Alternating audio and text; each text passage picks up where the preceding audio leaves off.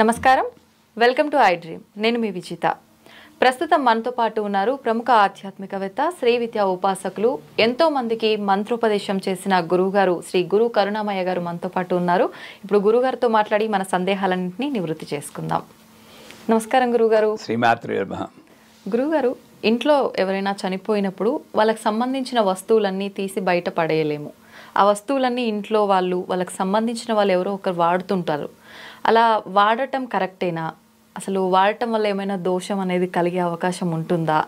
లేదు, మన మనిషే కదా, మనిషి మనలో లేకపోయినా వాళ్ళ వస్తువుల ద్వారా మనలో ఉన్నారు అని అనుకుంటున్నాము, ఆ భావన కలుగుతుంది, తప్పేముంది, ఇలా అనుకోవచ్చు అంటారా గురుగారు? చచ్చిపోయిన వాళ్ళ వస్తువులు వాడకూడదు అని అభిప్రాయం ఉన్నవాళ్ళు, అంటే చెడు జరుగుతున్నారు, వాళ్ళ ఇంటి అడ్రస్ ఏదో చెప్తే మనం వెళ్ళిపోదాం. వాళ్ళ నగలన్నీ ఉంటాయి కదా, అవి బయట పడేస్తారు, అది తీసేసుకుందాం. ఎందుకంటే మరి వాళ్ళది వాడకూడదు కదండి. నీది ఎక్కడ వస్తుంది? వాళ్ళ బట్టల దగ్గర వస్తుంది, ఇంకో దగ్గర వస్తుంది, ముట్టుకోకూడదు అంటున్నావు. అసలు దీంట్లో ఏమీ అసలు స్థారమే లేదు ఈ ఆలోచనలో. ఒక మనిషి ఒక జీవి, ఆ జీవి ఒక దేహంలో ఉండి ఎన్నాళ్ళు ఉంటారో వెళ్ళిపోతారు. మనకి మరణం అంటే భయం, చావు అంటే భయం. నిజమే గురుగారు. ఆ 10 రోజులు ఎవరిని ముట్టుకోకూడదు, తగలకూడదు, ఇవన్నీ ఏదో డిసిప్లిన్ కోసం పెట్టారు. అందరితో ఆగకుండా వాళ్ళు మరణించే వాళ్ళ వస్తువులు వాడకూడదు అన్నది కూడా అవుతుంది. వేసుకున్నామే అనుకోండి, ఏమి శక్తి వస్తుంది? అక్కడ ఏం లేదు, వెళ్ళిపోయింది ఆ శక్తి. ఆ రకంగా చూస్తే చనిపోయిన వాళ్ళ వస్తువులు వాడడంలో ఏమీ తప్పులేదు. ఎందుకంటే మీరు కాశీ వెళ్ళారనుకోండి, ఆ చచ్చిపోయిన వాళ్ళ బట్టలు దుప్పని తీసి ఇంకోటి దాన్ని తీసి కప్పేసుకుంటూ ఉంటాడు. అక్కడ వాడు బాగానే ఉన్నాడు, వాడి జీవితంలో వాడు బాగానే ఉంటాడు. ఇక్కడ ఉంటుంది అంతా భయము అనేది. సో ఒక రకంగా చూస్తే ఈ బట్టల వల్ల వాటి వల్ల ఎనర్జీలు ట్రాన్స్ఫర్ అవుతాయంటే నేను నమ్మను. నా పర్సనల్ అభిప్రాయం అడిగారు కాబట్టి చెప్తున్నా. కాకపోతే ఒక మహానుభావుల వస్త్రం నేను ధరించినప్పుడు వాళ్ళ వస్త్రం నేను ధరించాను కాబట్టి వాళ్ళ గుణగణానికి అనుగుణంగా నేను నడుచుకోవాల్సిన బాధ్యత కూడా నా మీద ఉంటుంది. అంటే చచ్చిపోయిన వాళ్ళ వస్తువులు వాడచ్చే. ఇప్పుడు మా నాన్నగారు లేరు, మా నాన్నగారి వస్తువులు కొన్ని నేను వాడతాను.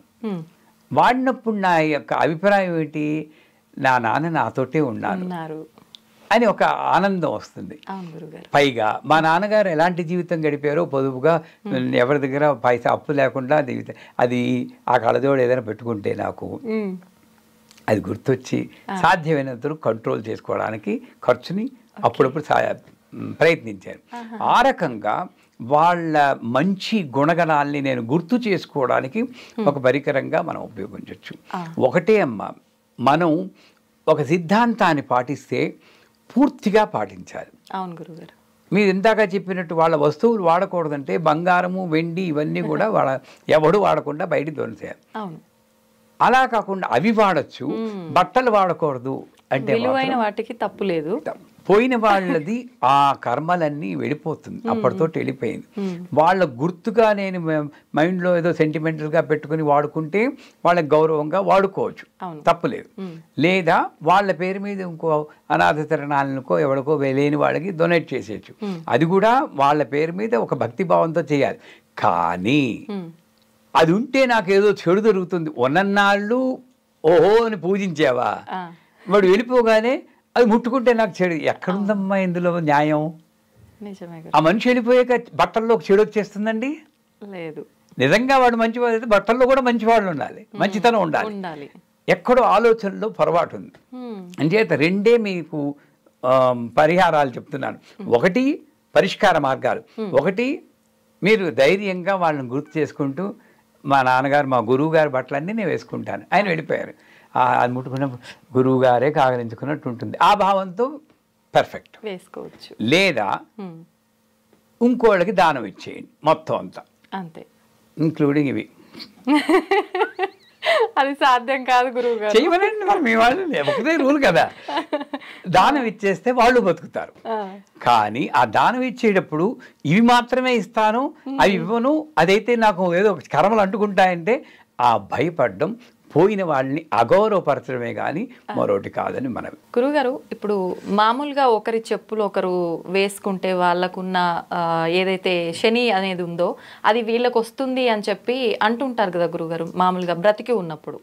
అట్లాంటప్పుడు వస్తువుల్లో ఏదో ఒకటి ఉంది అని నమ్ముతున్నాం. మరి మనిషి చనిపోయిన తర్వాత కూడా వాళ్ళు లేకపోయినా వాళ్ళ వస్తువులపై ఆ ప్రభావం ఉంటుంది అనే వాళ్ళు కూడా ఉంటారు కదా గురుగారు. మీరు ఇందాక వాళ్ళు ధరించిన జోళ్ళు, దాంట్లో జోళ్లలో చెడే ఉంటుందండి. మరి గురు పౌర్ణమి వస్తుంది, గురుపాదుకలు అంటాడు. అవును. మరి నేను తొడుక్కున్న జోళ్ళు వాళ్ళకి ఇస్తాను, కర్రజోళ్ళైనా ఏదైనా. నా చెడంతా వాళ్ళకి వెళ్ళిపోతుందా? వాళ్ళు కళ్ళకొద్దుకు తీసుకుంటున్నారు. మరి నా బుర్రలో ఏదో ఎక్కడో ఫాల్ట్ ఉంది. ఆ జోళ్ళు అనేప్పుడు చెడుతూనే ఆలోచిస్తున్నాను. జోళ్లల్లో ఆ మనిషి ఎటువంటి వాడో వాళ్ళ కర్మలు ఉంటాయంటే నేను ఒప్పుకుంటాను. కానీ ఇంకోళ్ళ జోళ్ళు వాడితే నాకు చెడు జరుగుతుందంటే జోళ్ళు కాళ్ళ కిందకు ఉన్నాయి కాబట్టి అది చెడు అంటే అది లాజికల్గా కరెక్ట్ కాదు. ఒక రకంగా చూస్తే ఈ వస్తువుల్లో ఏమీ లేదమ్మా, మైండ్లోనే ఉంది. నీకు జోళ్ళు చెడంటే వీటిల్లో కూడా చెడు ఉంటుంది. కొంతమంది దీన్ని కరిగించేసి వేరేలా వాడుకుందాం అంటారు. అవును. కరించేసి రూపం మార్చిన మూలమే. వాడు ముట్టుకున్న బంగారమే, వాడు ముట్టుకుని జోడే. ఎక్కడ పోతుంది ఈ కర్మలు? అంచేత నువ్వు చచ్చిపోయిన వాళ్ళ వస్తువులు ఎందుకోసం వాడుతున్నావో నేను నిర్ణయించుకోవాలి. నా అవసరం కొద్దీ వాడుతున్నానా? అప్పుడు అన్నీ వాడు. వాళ్ళ కుర్చీ వాడు, వాళ్ళ కుర్చీలో కూర్చుంటారు. ఎన్ని వస్తువులు పారేస్తారమ్మా? ఆ వ్యక్తి ఇల్లంతా సంచరిస్తారండి. డైనింగ్ హాల్ కుర్చీలో కూర్చుని భోజనం చేస్తారు. ఆ కుర్చీ విసిరి మంచమే పడుకుంటారు, మంచం విసిరి ఇవన్నీ విసిరిస్తే నువ్వు ఒక్కదానే ఉంటావు ఇంట్లో. ఇల్లు నువ్వు ఇది కాదు. అంచేత నేను నా ఆలోచన విధానాన్ని మార్చుకోవాలి. ఎయిదర్ దానివల్ల నాకు చెడే వస్తుంది, చావు అంటే చెడు అనుకుంటున్నావమ్మా, అక్కడే వచ్చింది పొరపాటు. నిజమే గురుగారు. కానీ హోమ్ కమింగ్ అంటారు మా గురువు గారు. ఎక్కడి నుండి వచ్చామో అక్కడికి వెళ్ళిపోతున్నాం, హోమ్ కమింగ్ అంటారు. అందుకే పుట్టిన జీవి పుట్టగానే ఎందుకు ఏడుస్తుందంటే అబ్బా దూరం అయిపోయాను అమ్మ నుండి అని ఏడుస్తుందేమో అని అనుకోవాలట మనం. మరి ఇది కదా నరకం కదా. లోపల గర్భంలో 9 నెలలు కూర్చుని బయట నొక్కుకుపోతూ బయటకు వచ్చి ఊపిరి అందక అది ఎంబిలికల్ కార్డు కట్ చేసేస్తే భయం వేసి నెల బతుకుతానని ఈ స్థితి నుండి మళ్ళీ వెనక్కి వెళ్ళిపోయిన హోమ్ కమింగే కదా అది. వాడికి వెళ్ళిపోయిన వాడికి ఆనందంగా ఉంటుంది. కానీ నాకు ఎప్పటి నుండో ఒక చావంటే ఒక భయం పట్టుకుని మరి పెద్ద పెద్ద స్వామీజీలు వెళ్ళిపోతూ ఉంటారండి. వాళ్ళ పాదరక్షలు, వాళ్ళ కాళ్ళ జోడు, స్వామి రామ మ్యూజియం అక్కడ కాలిఫోర్నియా ఉంది, వెళ్ళి చూసాం. అవన్నీ కూడా చూసి దండం పెట్టుకుంటున్నారు. కొంతమంది వాళ్ళ శిష్యులు వాడుకున్న వాళ్ళు ఉంటారు. మరి ఈ సిద్ధాంతం పెడితే వాళ్ళు వాడుకోకూడదు కదా. నేనేమనుకుంటున్నాను, చచ్చిపోయాడంటే వాడి నుంచి చెడే వస్తుంది అనుకుంటున్నాను. అది మనిషిని బట్టి ఉంటుంది కానీ చావు బట్టి ఉండదు. నీ ఓన్ వ్యక్తిని నువ్వు ఎవరినైతే ఇన్నాళ్ళు ఎవరినైతే గౌరవించావో వాడు వెళ్ళిపోగానే వాడి చెడ్డ ఎలా అవుతుంది వాడి వస్తువులు అంటే ఆలోచన విధంలో తప్పే కానీ ఈ పద్ధతులు ఏమీ తప్పులేదు, శుభ్రంగా వాడుకోవచ్చు. నిజమే గురుగారు, మీరు చెప్పింది మార్చుకోవాల్సింది ఆలోచననే, అది మార్చుకోవాల్సింది. గురుగారు, పెద్దవాళ్ళు చెప్తూ ఉంటారు కొన్ని మనం చేసే పనుల వల్ల ఇంట్లో దరిద్ర దేవత తిష్టేసుకొని కూర్చుంటుంది, ఆమె ఒకసారి ఎంటర్ అయిందంటే లక్ష్మీదేవి రాదు, చాలా ఇబ్బందులు పడాల్సి వస్తుంది అని చెప్పి. నిజంగా ఇంట్లో దరిద్ర దేవత ఉంది అంటే మనకు సంకేతాల రూపంలో తెలియచేస్తుందని కూడా చెప్తుంటారు గురుగారు. ఎలా తెలుస్తుంది గురుగారు ఆ సంకేతాలు ఏంటి? నిజానికి దేవతల్లో దరిద్ర దేవత, ఉగ్రదేవత, అలాంటి దేవతకి ఇంకో గుణం ఆపాదించి మనం పిలుస్తున్నాం కానీ దేవత దేవతే. జ్యేష్ఠాదేవి అయినా, లక్ష్మీదేవి అయినా, రాహు అయినా, శనీశ్వరుడైనా అన్నీ పరమాత్మ స్వరూపం. సర్వం కల్విదం బ్రహ్మ అంటుంది. అంతటా వ్యాపించున్నదే బ్రహ్మాని. ఇవన్నీ హయ్యర్ స్టడీస్లో చదువుతున్నారు. ఆ చదివిన వాళ్ళు ఎవరికి చెప్పరు. మామూలుగా సంసారంలో ఇదో దరిద్ర దేవత, ఇదొక ఉగ్రదేవత అనుకుని దేవతల్లో కూడా విభజించేసి ఎవరికి తోచిన విధంగా వాళ్ళు చేస్తారు. నిజానికి దరిద్ర దేవత అంటే ఆవిడ దేవత యొక్క రూపం కాదు, అశాంతి. ఇది మనమే క్రియేట్ చేసుకుంటాం. ఇప్పుడు ఒక ఇంట్లోకి వెళ్ళామనుకోండి, ఆ ఇంట్లో మనం ఉంటున్నప్పుడు మాట సౌమ్యంగా ఉండాలి. మాటకు కొన్ని లక్షణాలు ఉన్నాయి. మృదు, మధుర, సరళ, సరస, గంభీర. ఇవన్నీ కలిపితే వాక్ అంటారు. మనం గై గైమని అప్పుడప్పుడు అరుస్తూ ఉంటారు. అప్పుడు వాయుమండలం కంటామినేట్ అవుతుంది. కంటామినేట్ ఒకసారి అయిపోయాక మళ్ళీ ఆ ఇంట్లో ఉన్నవాడికి దీని ప్రభావం వల్ల ఇంకా అరవబుద్ధి వేస్తూ ఉంటుంది. ఇంకంతే, బతుకు బస్ స్టాండే. నిజమే గురువు గారు. ఇట్లా తయారవుతున్న ఇళ్ళు ఎప్పుడు ఎలా తెలుసుకోవచ్చు అంటే, మీరు ఒక సినిమాకో, ఒక సత్సంగానికో, ఓ తీర్థయాత్రకో, వెకేషన్కో వెళ్ళి మళ్ళీ ఇంటికి వెనక్కి వచ్చేటప్పుడు మళ్ళీ ఇంటికి వెళ్ళాలి, వెళ్ళబుద్ధి వేయట్లేదు అని అనుకున్నారంటే ఆ ఇంట్లో మీరు చెప్పిన ఆ దరిద్ర దేవత ఉన్నట్టే లెక్క. Okay okay. అంటే ఏమిటి, నా సొంత ఇంటికి నేను వెళ్ళలేకపోతున్నాను, అక్కడ ఏదో ఉంటుంది ఇంకా దరిద్రం, అశాంతి. మీరు ఒకటి చెప్తాను, అమెరికాలో ఉన్నప్పుడు పెద్ద డెంటిస్ట్ డాక్టర్ గారు నా గురించి చాలా పడిపోయానండి బిజినెస్లోను, మీరు వచ్చి ఒక హోమం చేయాలన్నారు. మీరు అన్న మంచి క్వశ్చన్. దరిద్ర దేవత అంటే రూపం చెప్తున్నాను. నేను ఏ హోమం చేయాలో నాకు తెలియదు. వెళ్ళాను. అక్కడ ఎక్కడి బట్టలు అక్కడే, తువ్వాళ్ళు కుర్చీల మీద, ఏళ్లలో గమనించుంటారు, విడిచేసిన బట్టలు కుర్చీల మీద అక్కడ వేళ్లాడుతూ ఉన్నవి. ఒక 4 టీవీలు, ఒక 5-6 వీసీఆర్లు, పనికిరాని చెత్త, విరిగిపోయిన కాలు విరిగిపోయిన కుర్చీలు, ఇవన్నీ సేకరించి పెట్టుకున్నారు వాళ్ళు. ఇది దరిద్రం. అంటే నాకు ఉపయోగం లేకపోయినా ఎందుకైనా ఉపయోగిస్తుంది అని అమ్మ పెట్టదు, అడుక్కు తినానివ్వదన్నట్టు నువ్వు అనుభవించవు, ఇంకోటికి ఇవ్వవు.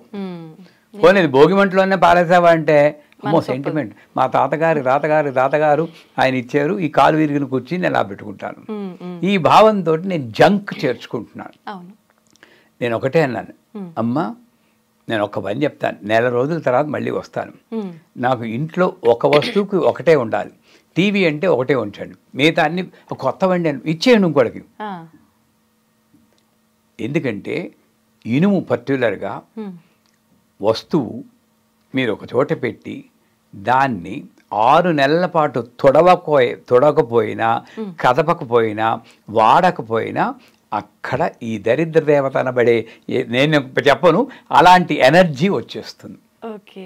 దాన్ని మీరు రాహు అని కూడా పిలుచుకోవచ్చు, దెబ్బలాట్లు వస్తాయి.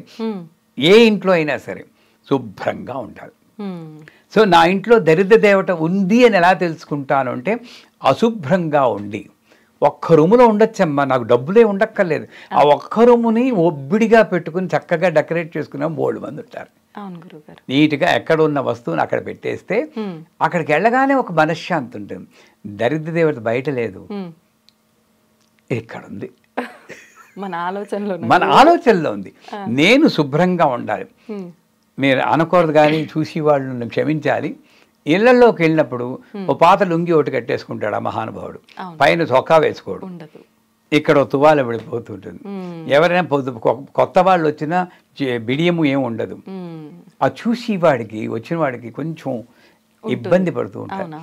ఆ వచ్చిన అతిథి దేవో భవ అంటున్నావు, ఆ అమ్మవారికి నేను ఇబ్బంది కలిగించాను కదా, అది దరిద్రం.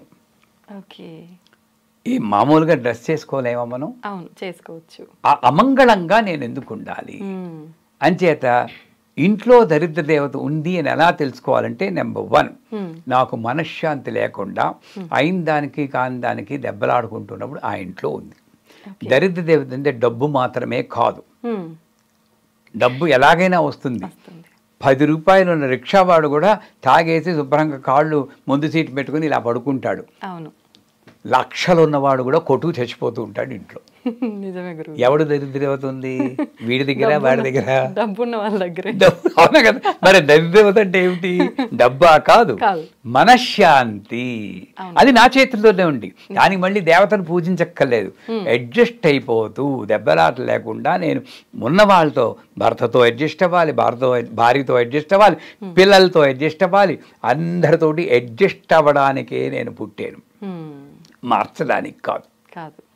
ఈ అడ్జస్ట్మెంట్ లేకపోతే మనశ్శాంతి పోదు, అప్పుడు దరిద్ర దేవత ఉన్నట్టే. ఇల్లు శుభ్రంగా లేకపోయినా, తీసిన వస్తువు తీసిన చోట పెట్టకపోయినా, ఏ వస్తువు ఎక్కడ ఉండాలో అక్కడ ఉండాలి.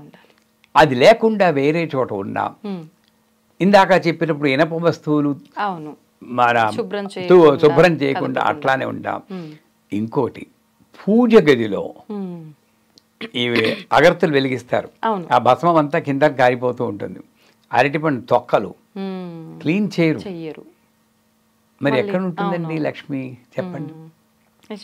సో మీరు అక్కడున్న వైకుంఠంలో హాయిగా నారాయణ కాళ్ళు పడుతూ కూర్చున్న లక్ష్మిని తగుదునమ్మా అని చెప్పి ఆవాహయామి అని నీ రూమ్లోకి పిలుచుకుని అక్కడ చెత్తలని పడేస్తే దరిద్ర దేవత ఎక్కడ ఉండక ఏం చేస్తుంది? సో నా పూజ రూమ్లో కూడా తర్వాత శుభ్రం చేసుకుంటాను అనకుండా అది కూడా శుభ్రంగా ఉంచుకోండి. ఇల్లు శుభ్రంగా ఉంటే, పూర్వకాలంలో ఎంత బాగా ముందు గుమ్మానికి పసుపు రాసి కుంకుమ బొట్లు పెట్టేవారు ప్రధాన వాడికి, అవునా? అమ్మమ్మలు వాళ్ళు పెట్టేవారు. ఇప్పుడు బద్ధకం పెరిగిపోయి పెయింట్ అని తీసుకొచ్చి పెయింట్ వేసేస్తారు. ఈ పెయింట్లో ఏమిటి శుభం? అంచేత ఇటువంటి అమంగళకరమైనటువంటి చిహ్నాలు ఎక్కడైతే ఉంటాయో ఆ ఇంట్లో 100% దరిద్ర దేవత రూపంలో మనశ్శాంతి కరువు అవ్వడం, చీటికి మాటికి కొట్టుకోవడం, ఇది మాత్రం.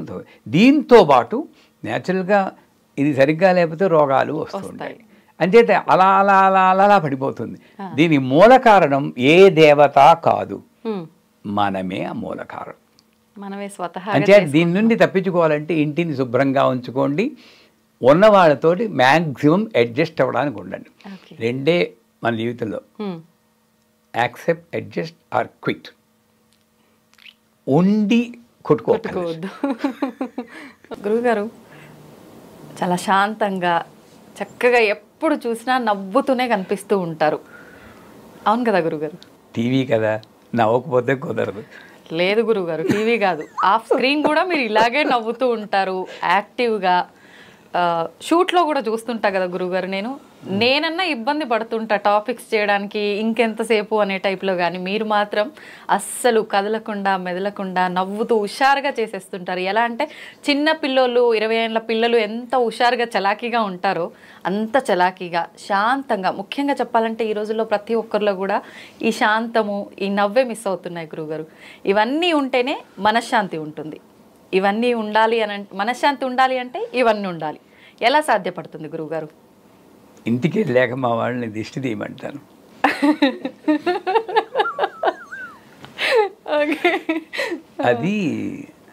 అది పడి 71 నాకు. నేను పుస్తకాలు చదవలేదు, పురాణాలు చదవలేదు, నా జీవితాన్ని చదివాను, ఎదురుగుండా ఉన్న జీవితాలు చదివాను. ప్రజలే నా పుస్తకాలు, ప్రపంచమే నా లైబ్రరీ. I'm telling honestly. నా గురువు, నన్ను కన్న అమ్మ, ఇద్దరూ నా జీవితానికి ఒక మార్గం ఏర్పరిచారు.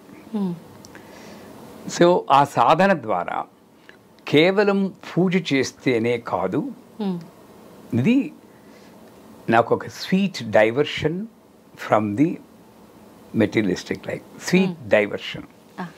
ఏదో టీవీ చూడడం బదులు పూజ చేస్తున్నాను ఆనందంగా. దాంతోపాటు ఏం పాటించానో చెప్తాను. నన్ను నేను అబ్జర్వ్ చేసుకోవడం నేర్చుకున్నాను. ఎప్పుడైనా ఖాళీ దొరికినప్పుడు నా జీవితంలో వెనక్కి వెళ్ళి నేను నడిచిన మార్గం ఎలా ఉంది అని. అందుకే స్వాత్మానందల విభూత బ్రహ్మాద్యానంద సంతతి, తెలుగులో ఒక పాట ఉంది, నాలో నేనే రమిస్తూ అని.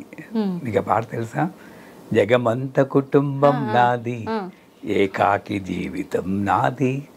Perfect philosophy. చుట్టూరా జనాలు ఉంటారు, కానీ నా జీవితం నేనే అనుభవించాలి. నాలో నేనే రమిస్తూ అంటాడు. అంటే నన్ను నేను ఆలోచిస్తూ కూర్చోవాలి. అక్కడ 4 విషయాలు నాకు తెలిసే, ఆ 4 విషయాలు నేను ప్రాక్టీస్ చేయడానికి ఇంకా ప్రయత్నిస్తున్నాను. నేను పెర్ఫెక్షన్ మాత్రం నేను చెప్పట్లేదు. ఒకటి, ఎవరైనా ఏదైనా అంటే ఎంత ఫ్రీక్వెంట్గా నేను రియాక్ట్ అవుతున్నాను, how frequently you are reacting okay. మీరన్నా రియాక్ట్ అయిపోయి, ఆయనన్నా రియాక్ట్ అయిపోయి, ఇంకోటన్నా రియాక్ట్ అయిపోయి ఫ్రీక్వెంట్గా ప్రతి రోజులో 10 సార్లు రియాక్ట్ అవుతున్నానా? తగ్గించు. దాని మీ ప్రాక్టీస్. ఫ్రీక్వెన్సీ. ఓకే. ఎంత వైలెంట్గా రియాక్ట్ అవుతున్నాను. ఒక మాట అనేది ఇవన్నీ లేస్తూ ఉంటాం. అవును గురుగారు. అంత అవసరం లేదు. నాకు న్యూజిలాండ్లో గవర్నమెంట్ ఆఫీస్లో పనిచేసినప్పుడు ఒక ట్రైనింగ్ ఇచ్చారు. నా జీవితంలో ప్రతి సంఘటన కూడా అమ్మవారి అనుగ్రహం అమ్మ.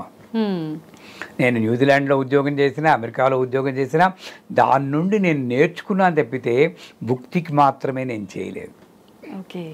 న్యూజిలాండ్లో ఉద్యోగం చేసినప్పుడు ఆ కస్టమర్ సర్వీస్లో పెద్ద పెద్ద మౌరీస్ వచ్చేవారు. మనమేమో 5 అంగుళాలు 3 అంగుళాలు.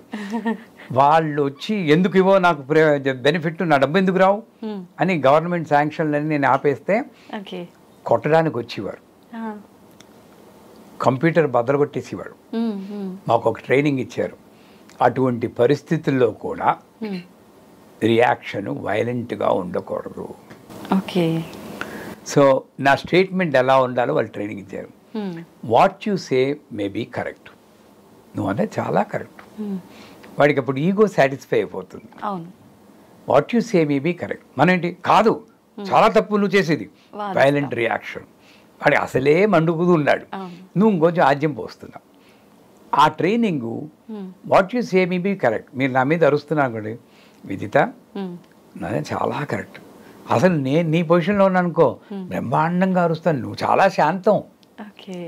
ఎంత అరిచినా సరే నువ్వు చాలా శాంతం. అప్పుడు తగ్గుతుంది.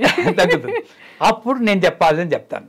కానీ అది బాగా పనిచేసింది. సో వైలెంట్ రియాక్షన్ని నేను మైల్డ్ రియాక్షన్ ఉంటుంది. మానవుడు అన్న తర్వాత రాముడికే కోపం వచ్చింది సముద్రం మీద, బాణం తీసే చంపేస్తానని. సీత వెళ్ళిపోగానే ఏడుపు మొదలెట్టారంటారు. ఇవన్నీ ఆయన ఏడ్చాడా లేదా అని కాదు, మానవ రూపంలో ఉన్నప్పుడు ఈ బలహీనతలు సహజం. కానీ దాన్ని కంట్రోల్ చేసుకుంటే నువ్వు సాధకుడు అవుతావు. ఎలా కంట్రోల్ చేసుకోవాలి అదే చెప్తున్నాను. Observe, always review, accept the world as it is, analyse your self continuously. మనం రివర్స్లో ఉంటున్నాం. అనలైజింగ్ ది వరల్డ్, ప్రపంచాన్ని విమర్శిస్తున్నాం. నేను ఎలా ఉన్నా నేను బేష్, అది తప్పు. ప్రపంచాన్ని యాక్సెప్ట్ చేయి. నీ భర్తని యాక్సెప్ట్ చేయి, నీ భార్యని యాక్సెప్ట్ చేయి, నీ పిల్లల్ని యాక్సెప్ట్ చేయి. వాళ్ళు ఒక జీవులు, ఏదో సంబంధంలో కలిశారు. కష్టమే, మీరందరూ కష్టపడి వాళ్ళని నేను రెచ్చగొట్టడం లేదు. సో ఇలాగా వైలెంట్ రియాక్షన్ని తగ్గించాం. సో ఫ్రీక్వెన్సీ ఒకటి, వైలెన్స్ ఒకటి, 2. తర్వాత ఎంతసేపు ఆ రియాక్షన్ ఉంటుంది. ఇప్పుడు మీరు నా మీద అరిచారు, కానీ ఈవెన్ నేను అరిచేస్తాను. మీ పేరు ఎవరైనా చెప్పినా కూడా నా ముఖం మారిపోతూ ఉంటుంది. అవునా కదా? అంటే ఏంటి, ఆ రియాక్షన్ ఇంకా పోలేదు. మీరు అక్కడ గుమ్మంలో అడుగుతుందో ఫేస్ మారిపోతుంది. ఎంతసేపు నేను అలాగా ఉంచుకుంటున్నాను, దాన్ని తగ్గించుకోవాలి. ఫ్రీక్వెన్సీ, వైలెన్స్, ఎంతసేపు. 4వది, how quickly you are reacting. 8 సెకండ్ల గ్యాప్ తీసుకుంటాను నేను. ఎవరైనా నా మీద కొంచెం కాంట్రవర్షియల్గా మాట్లాడినా, దెబ్బలాడేటట్టు నన్ను రెచ్చగొట్టేటట్టు మాట్లాడినా, మీరు అనుకోవచ్చు గురువు కదా, ఈయనకి సుఖం హాయిగా అందరూ జై జై అంటూ ఉంటారని. మాకు ఉంటాయి. నేను కనెక్టికట్లో పూజ చేస్తున్నప్పుడు సత్యనారాయణ వ్రతం చేసాం. అప్పుడు కర్మగారి నా సెల్ ఫోన్ మోగింది. ఆ సెల్ ఫోన్లో అప్పుడు జల్సా అని ఒక సినిమా వచ్చింది. ఆ జల్సాలో గల్లో తేలినట్టుందే అని ఒక పాట ఉంది. ఆ పాట రింగ్ టోన్ కానీ పెట్టాను. నాకు ఇష్టం, నేనేం చేయడం. నా కర్మగాలి అప్పుడే మోగింది. ఇంకా చూడాలి జనాలు, వీడిని ఎందుకు పిలిచారు, ఇలాంటి పాటలు వింటున్నవాడు ఈయన వింటలేవు. ఒక ఆయన అడిగితే, ఏంటండి రింగ్ టోన్ ఏంటి, మీ పూజలు ఏంటి అన్నాడు. ఆ పొజిషన్ వచ్చింది. అప్పుడు చేసిన ట్రైనింగ్ నాకు పనికి వచ్చింది. క్విక్గా రియాక్ట్ అవ్వలేదు. అమ్మా నువ్వే మోగించావు, నన్ను రక్షించు తల్లి, ఈ రకాతం పెట్టకు అని ఒక 8 సెకండ్లు గ్యాప్ ఇచ్చాను. అమ్మ పలికింది. నేను చెప్పాను, ఇదెవరండి పిచ్చి మాట అంటారు, అసలు శ్రీ విద్యా ఉపాసనలో ఏం జరుగుతుందో అమ్మ చెప్తుంది. వాడు గాల్లో తేలినట్టుందే అంటే ఖేచరీ విద్య. హాయిగా సంసారంలో ఎన్ని కష్టాలున్నా కూడా గాల్లో తేలినట్టుందే, గుండె ఊగినట్టుందే, దేని మీద దృష్టి నిలవదు, అమ్మే కావాలి వాడికి. ఊగుతూ ఉంటుంది, ఇది కాదు అమ్మే కావాలని. తేనె పట్టు మీద రాయి పెట్టి కొట్టినట్టుందే, తేనె పట్టు మీద రాయి పెట్టి కొడితే తుమ్మిదలందరూ కందిరీకలందరూ ఈ అని ఓంకారం వినిపిస్తుంది వాడికి. ఝుంకారం, భ్రామరీ శక్తి బీజం. ఫుల్ బాటిల్ ఎత్తి దింపకుండా తాగినట్టుంది. సరోన్మాదిని అని ఒక పదం ఉంది. ఉన్మాద స్థితిలో వాడు ఎంత మత్తులో ఉంటాడో వాడికన్నా మత్తులో వీడు ఉంటాడు. గొప్ప సాధకుడు. ఇప్పుడు చెప్పండి, మహానుభావ మీతో అనవసరంగా పెట్టుకున్నాం. నిజంగా సూపర్ గురుగారు.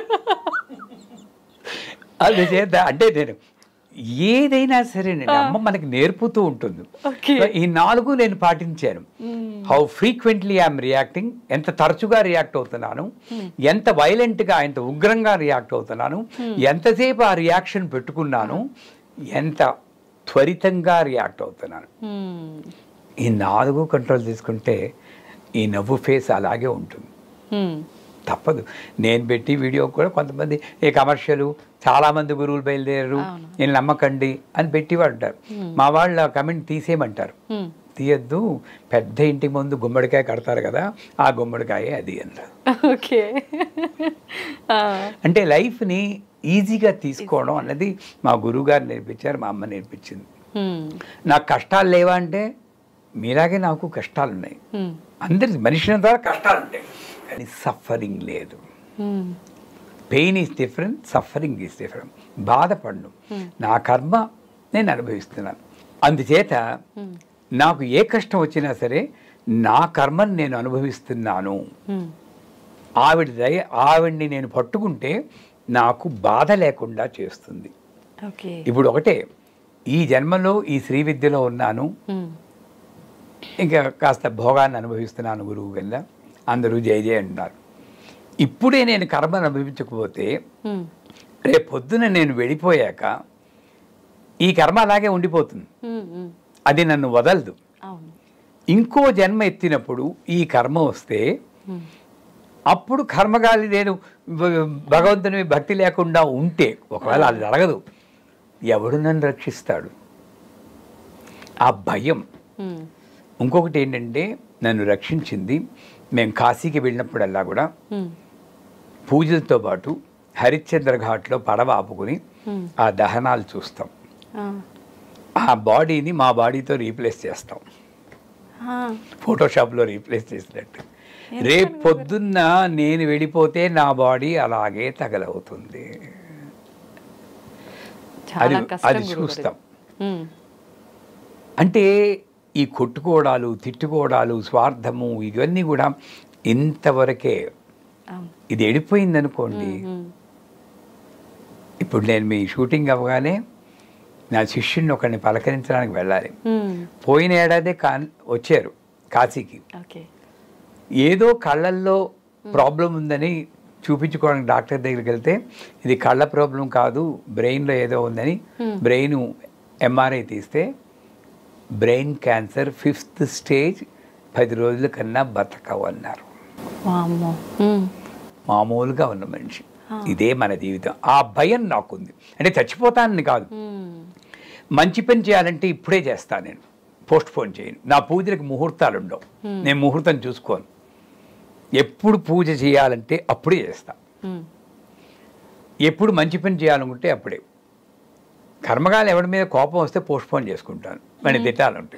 దానికి ముహూర్తం చూడాలి. నన్ను అడిగితే ఎవరిని వాడిని తిట్టాలి, మంచి ముహూర్తం చెప్పండి, వాడు బాగా బాధపడిపోవాలి, మంచి ముహూర్తం చెప్పండి, వెళ్ళండి. ఓ 4 నెలల తర్వాత మంచి ముహూర్తం ఉండాలి, ఆ లోపల మీ కోపం తగ్గిపోతుంది, ఇంకా అవసరం ఉండదు. మంచి పని చేయడానికి ముహూర్తం ఏమిటండి బాబు? సంచేత ఈ 4 సూత్రాలు రేపొద్దున్న ఈ శరీరంలో ప్రాణం లేకపోతే ఈ పనులు నేను చేయలేను అన్న భయం, ఆతురత, ఇవన్నీ కలిపి నన్ను రక్షించి, ఎప్పుడు smile is the index of the mind, improves the face value అని అంటారు కదా, ఎప్పుడూ కూడా నవ్వుతూనే ఉండాలండి. మనం ఆవిడెవరో నాకు సుఖం కలిగించాలి, నా జీవితంలో మార్పు తేవాలని ఆవిడ్ని కోరుకోవడం కన్నా కనీసం పూజ చేసేటప్పుడైనా ప్రకృతే నమః వికృతే నమః అని పూజ చేయి. ప్రకృతే నమః వికృతే ఏడుస్తూ ఎందుకు పూజ చేస్తారు? అసలు ఏదో బెక్కమొహం వేసుకుని సీరియస్గా పెట్టుకుని పూజ చేస్తారు. అది నేను చేయను, ఆనందంగా పూజ చేస్తాను. అది నా రహస్యం, అంతకన్నా ఇంకోట్లేదు. నాకు అమ్మే టాప్ ప్రయారిటీ.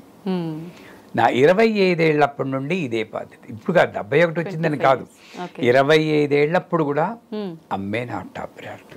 ఎందుకు వచ్చింది గురుగారు మీకు ఈ ఆలోచన? అంటే అమ్మ ధ్యాసలోని ఇలా ఉండాలి, అమ్మకి మీరు ఎక్కువ ప్రయారిటీ ఇవ్వాల్సినంత అంటే ఏదో ఒక రీజన్ ఉంటుంది, ఎవరినో చూసి ఇలా చేయాలనుకుంటా. మా గురువు గారు అమృతానందనాథ సరస్వతి, ఆయనతో కలిసి ఉండడం, ఆయన జీవన విధానాన్ని చూడడం. మా అమ్మగారు నాకు ఫస్ట్ గురువు యశోదమ్మ. ఆవిడ నేను చిన్నప్పుడు 6 ఏళ్ళప్పటి నుండి నాకు మంచి పెద్ద బాల శిక్షణ అప్పుడు ఉండేది, మీకు గుర్తుందో? ఇప్పుడు అన్నీ పోయాయి, వీడియో గేమ్సే. ఆ పెద్ద బాల శిక్ష చదివి రోజు చెప్పేది బామ్మ. ఆ మంచి గుణాలన్నీ కూడా పాతుకుపోయాయి. అప్పటి నుండి నాకు యునిక్గా ఉండాలి. ఇంకొక విషయం నేను షేర్ చేస్తాను. ఇంకొక 4 అంగుళాలు నేను పొడుగుంటే నేను ఈ గురువు అయి ఉండేవాడిని కాదు. ఎందుకని గురువుగారు? ఎందుకంటే 5 అడుగుల 3 అంగుళాల్లో ఉన్నా కూడా ప్రజలు నన్ను గుర్తించాలి, నేను యూనిక్గా ఉండాలని కసి బయలుదేరింది.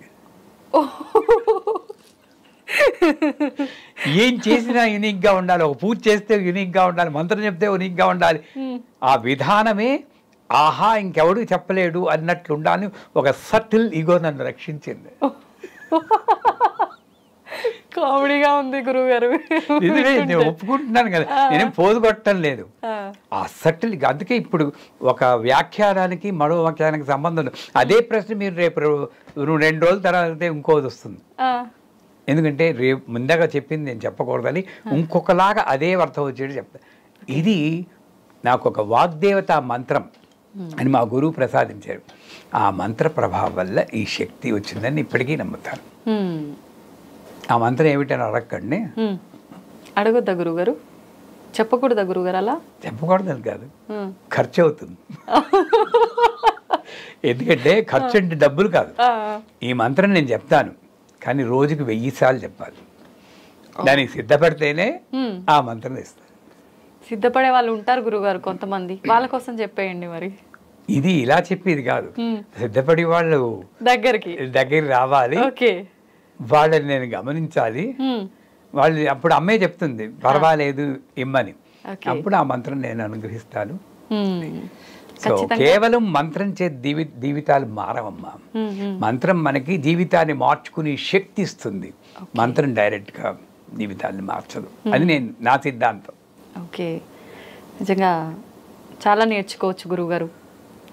మీ మొత్తం స్టోరీ విన్న తర్వాత అనిపిస్తోంది, నిజంగా మారాలి అని అనిపిస్తుంది, కానీ కొంచెం కష్టమే గురువుగారు ఆచరణలో పెట్టాలి. అమ్మని నమ్ముకోండి, పాదాలు పట్టుకోండి, అమ్మే మిమ్మల్ని నడిపిస్తుంది. కానీ మారాలి అన్న ఆలోచనని వదలకండి. ఓకే, తప్పకుండా గురువుగారు. ధన్యవాదాలు గురువుగారు.